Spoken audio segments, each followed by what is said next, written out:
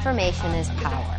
And in this 24/7 information-driven world of technology, it pays to be first with the stories. That's the edge the Machinists Union gives its members. I think what we do best is we handle the fastballs. When someone declares bankruptcy, members need to know immediately what that means to their lives.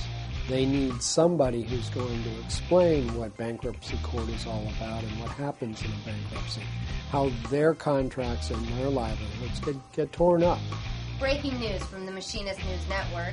The IAM has always been on the cutting edge of technology. That's our business. The Machinist Union provides its members and the general public information on the stories of its members and the labor movement in print, video, and online. When the workers at the Kennedy Space Center in Cape Canaveral, Florida went on strike for nearly 4 months, the Machinist Union jumped into action. The Communications Department devised a newspaper and radio ad campaign that brought the company to its knees, brought them back to the bargaining table. They said, enough is enough. Please take that stuff down. Please get it off of our radio. We're tired of hearing about triple-dipping CEOs. Well, that was a big moment to change the dynamics of that negotiation. And as always, the other departments of the IAM joined in the fight. Political allies in the U.S. Congress began to talk about holding hearings and began to look at those employers more carefully.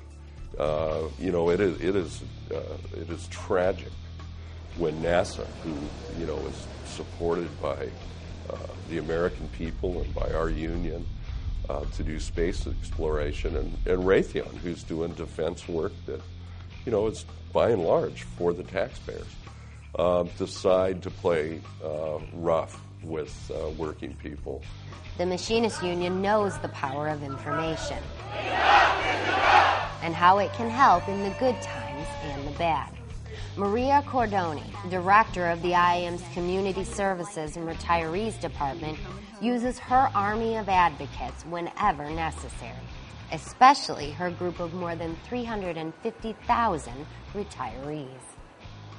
They're writing letters, they're making phone calls, and more importantly, they're going in there face-to-face with their congressperson because they understand that we, the John Q. public, are paying for the salaries of those people that are working for us, and they need to listen to them. They're holding their feet to the fire, and they are totally disgusted by some of the things that have happened in this country.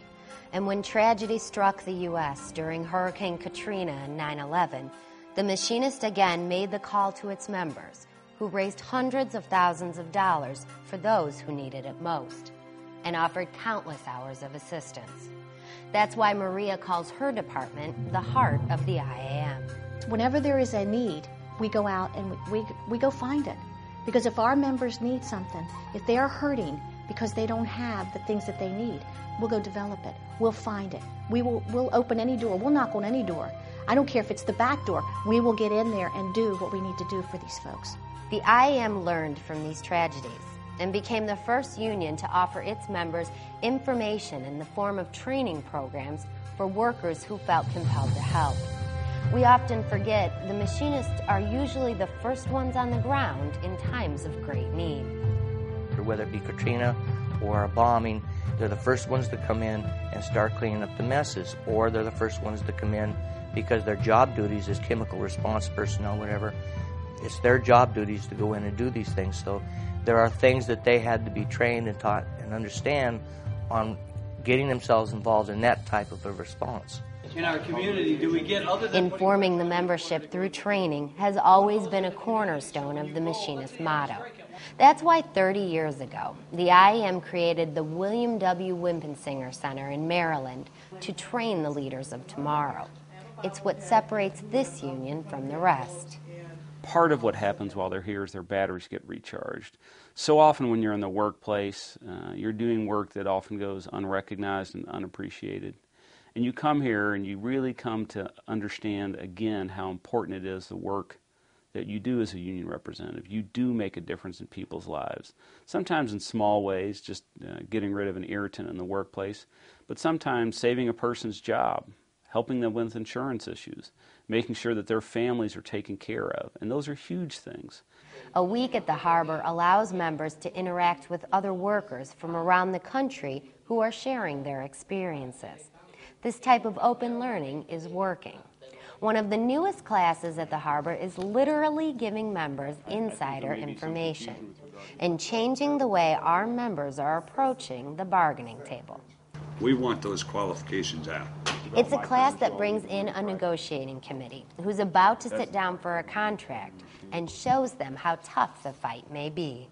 And we try to make it as close to the real set of negotiations as we can. So we want people tired, we want them frustrated, we want them upset, we want them having too much work to do. We want them to experience as closely as they can the reality of negotiations so they can see how it is that they'll respond under that kind of pressure. And the Strategic Resources Department is there with all the analytical information the committee needs to fight the good fight at the bargaining table.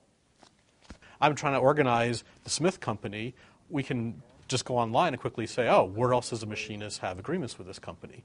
And Smith Company might be part of a bigger company, and we can say, oh, well, we also have these in the other subsidiaries. And we can quickly tell them what are the wage rates. Here's, through vLodge, the reps can go online and get a copy of the contracts, and just that whole using the technology to get information there better, quicker, faster. Getting information better, quicker, and faster is something the IAM uses both in and out of house. The Information Systems Department is the heartbeat of this technology race.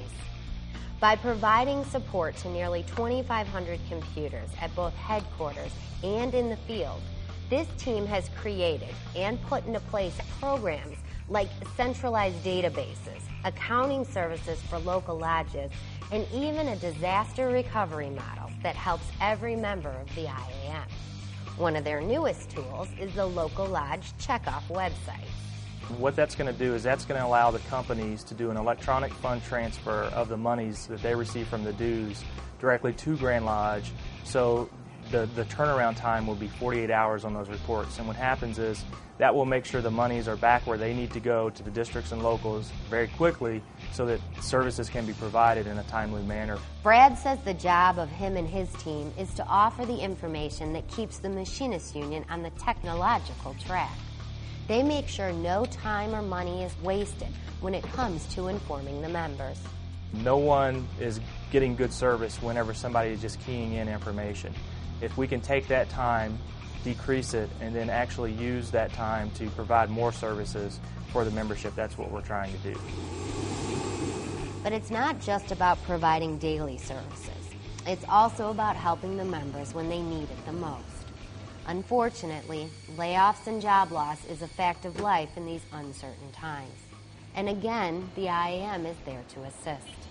Director of the IAM's Employment Services Department, Tony Chapman, knows firsthand what it's like to be laid off. Before his time in employment services, he too found himself without work. And that's what makes his job so personal. For me, it is my job, to represent them when it comes to times of layoff and dislocation.